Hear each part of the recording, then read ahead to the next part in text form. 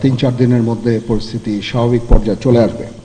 তবে যারা এই সমস্ত অপরাধ করেছে তাদেরকে আমরা ছাড় দিব না, অবশ্যই তাদেরকে তাদের বিরুদ্ধে আইনানুগ ব্যবস্থা গ্রহণ করা হবে।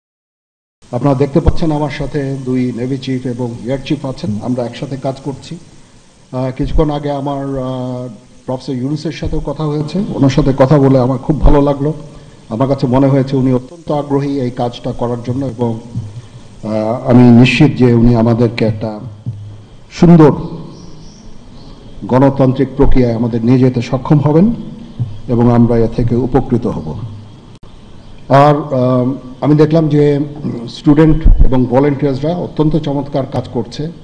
যেহেতু এখন ট্রাফিক পুলিশ ছিল না, তারা ট্রাফিকিংয়ের কাজ করছে, বিভিন্ন রাস্তা পরিষ্কার করা, যে সমস্ত ভ্যান্ডালাইজেশন হয়েছে যে সমস্ত স্থাপনাগুলোতে, ওগুলোকে পরিষ্কার করা। আমরা অত্যন্ত আনন্দিত যে তারা এই ভালো কাজগুলো চালিয়ে যাচ্ছে। আমি তাদেরকে অনুরোধ করব যে এই ভালো কাজগুলো যেন তারা চালিয়ে যায়, এবং বিভিন্ন জায়গায় ঢাকার বাইরে যে সমস্ত লুটতরাজ অপরাধ সংগঠিত হচ্ছে ওগুলো প্রতিহত করার জন্য আমি তাদেরকে অনুরোধ করেছিলাম, এবং তারা সেই কাজও করছে। এবং আমি নিশ্চিত যে আমরা সবাই মিলে একটা সুন্দর আবার স্বাভাবিক পরিস্থিতিতে আমরা ফেরত চলে আসতে পারবো। আপনারা জানেন যে আমরা কেয়ারটেকার গভর্নমেন্টের প্রধান ডক্টর ইউনূসকে আমরা নির্বাচন করেছি অনেক আলোচনা করে, আমরা নিজেদের মধ্যে অনেক আলোচনা করেছি, এবং সমস্ত রাজনৈতিক নেতৃবৃন্দের সাথে, স্টুডেন্ট কোঅর্ডিনেটরদের সাথে আলোচনা করেছি। আমার সাথে নেভি চিফ এবং এয়ার চিফ ওনারাও ছিলেন, এবং মহামান্য রাষ্ট্রপতির সাথে আমরা আলোচনা করেছি, এবং আলোচনা করে আমরা সর্বসম্মতভাবে সম্মত হয়েছি এবং ওনার কাছে প্রস্তাব দিয়েছি চিফ অ্যাডভাইজার ডক্টর ইউনূসকে করার জন্য, এবং উনি এখন আমাদের চিফ অ্যাডভাইজার। কালকে আসবেন, কালকে হয়তো দুপুরে উনি এসে পৌঁছাবেন, আমি ওনাকে রিসিভ করতে যাব। আমরা ওনাকে সর্বতোভাবে সহায়তা করব।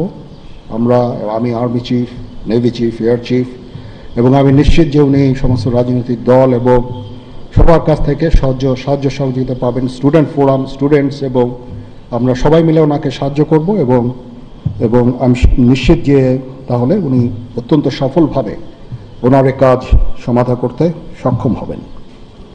অনেক ধরনের গুজব চলছে, আমি জনগণকে আহ্বান করব এ ধরনের গুজবে যেন কান না দেয়। আমরা একটা চমৎকার পরিবেশে সুন্দরভাবে সবাই মিলে আমরা কাজ করে যাচ্ছি। আমার সেনাবাহিনী নিয়ে বিভিন্ন সেনানিবাসের মধ্যে বিভিন্ন কিছু হচ্ছে ইত্যাদি সমস্ত গুজব রটনা করা হচ্ছে, এগুলোতে আপনারা কান দিবেন না, এবং আপনারা এই ধরনের গুজব ছড়াতেও দয়া করে সাহায্য করবেন না। আমি জানি সবাই এটা ইচ্ছা করে করেন না, হয়তো আউট অফ প্যানিক আপনারা এটা করেন। এই জিনিসটা থেকে নিবৃত্ত থাকলে এটা ভালো হবে, এবং আরেকজনকে কোনো নিশ্চিত না হয়ে কাউকে এ ধরনের কোনো খবর সংবাদ আপনারা দেওয়া থেকে বিরত থাকবেন, তাহলে এটা আমাদেরকে সাহায্য করবে। পুলিশের পুনর্গঠনের কাজ চলছে, এখন পুলিশ প্রধান একজন নিয়োগ দেওয়া হয়েছে। আমি নিশ্চিত যে পুলিশের মনোবল আবার ফেরত আসবে, এবং পুলিশ একটা প্রফেশনাল ফোর্স হিসাবে ভালোভাবে তাদের দায়িত্ব পালন করতে সক্ষম হবে। সর্বশেষে আমি আপনাদের নিশ্চিত করতে চাচ্ছি যে সেনাবাহিনী, নৌবাহিনী, বিমান বাহিনী সর্বদা জনগণের সাথে আছে এবং থাকবে, এবং আমরা কাজ করে যাব, পাশাপাশি সবার সাথে মিলে কাজ করে যাব, এবং আমরা একটা সুন্দর ভবিষ্যতের দিকে যেতে পারবো, ভবিষ্যতে পৌঁছাতে পারবো বলে আমি বিশ্বাস রাখি। আপনারা আমাদের সবাইকে সাহায্য সহযোগিতা করবেন, আপনাদের সাহায্য নিয়ে ইনশাল্লাহ আমরা এটা করতে পারবো। আপনারা মিডিয়া অলরেডি অত্যন্ত দায়িত্বপূর্ণভাবে আপনাদের সংবাদ পরিবেশন করছেন, আমি আবার আপনাদের কাছে এই জন্য কৃতজ্ঞতা জানাচ্ছি, এবং ইনশাল্লাহ আমরা সবাই মিলে দেশকে একটা সুন্দর একটা পরিবেশ আমরা সৃষ্টি করতে পারবো এই দেশে, এবং আমরা সবাই ভালো থাকবো ইনশাআল্লাহ। এখন আপনাদের যদি কোনো কোয়ারিজ থাকে, কোনো প্রশ্ন থাকে আমাকে করতে পারেন, আমি যদি আমার জানা থাকে আমি অবশ্যই এটার উত্তর দিব। কালকে আমরা শপথ গ্রহণের জন্য যথাসাধ্য চেষ্টা করছি। একটা প্রস্তাব ছিল বিকালে করার, বিকালে খুব টাইট হয়ে যেতে পারে, কি উনি 2:10-এর দিকে হয়তো এখানে আসবেন, এটা মে বি ভেরি টাইট। আমরা হয়তো তাইলে রাত্রেবেলা রাত 8টার দিকে করতে পারি। হয়তো 400 জন লোকের উপস্থিতি এখানে থাকবে।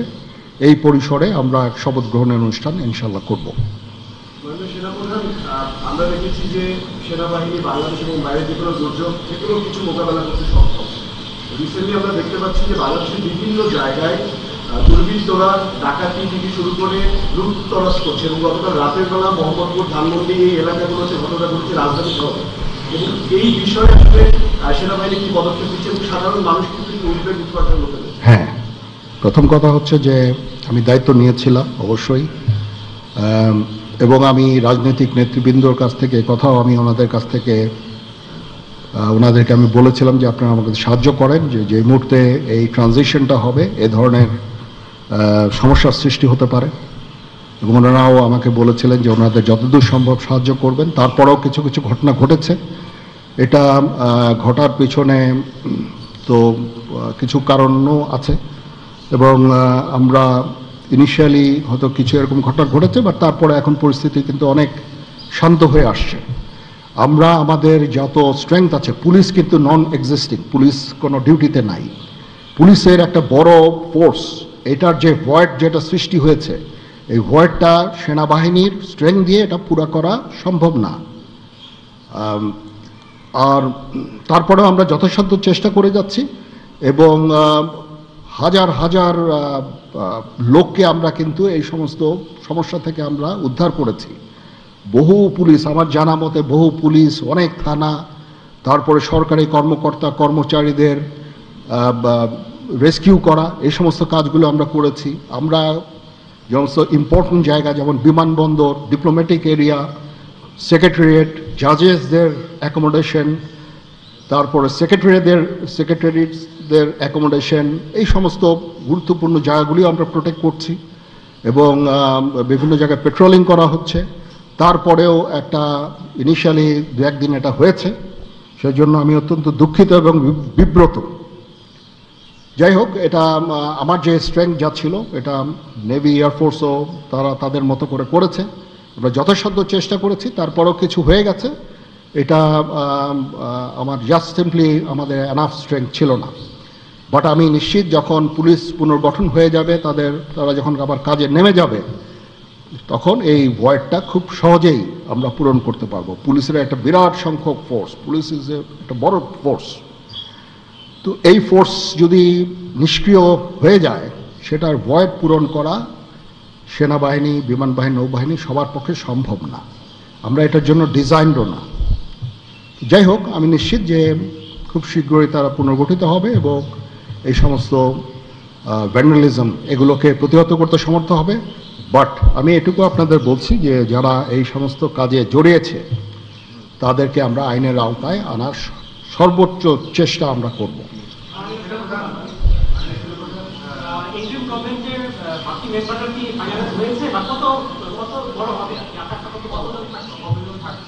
আমার ধারণা আপাতত 15 জন হতে পারে, তারপরেও 2-1 জন আপ অ্যান্ড ডাউন এটা করতে পারে, এটা এরকম একটা সংখ্যক, এবং মোটামুটি একটা দাঁড়িয়ে যাচ্ছে। যেহেতু এটা ফর্মালি প্রকাশ করা হয়নি, এটা নিয়ে আমি আর আপনাদের সাথে কথা বলতে চাচ্ছি না। জি,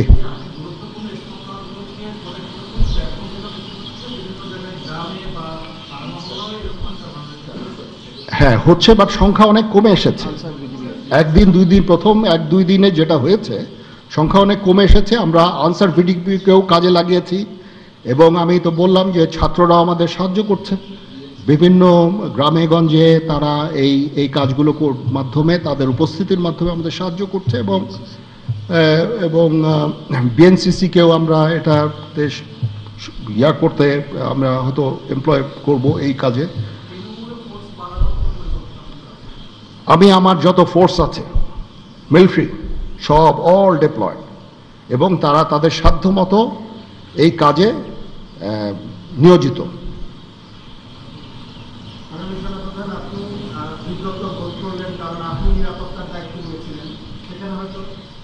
এখন রাজনীতিবিদরা বললেন যে জেনারেল সাহেব আপনি নিরাপত্তার দায়িত্ব নেন, সামবডি হ্যাজ টু টেক ইট।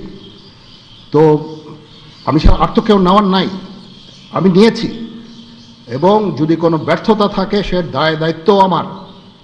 আমি আমার সাধ্যমতো চেষ্টা করেছি, এবং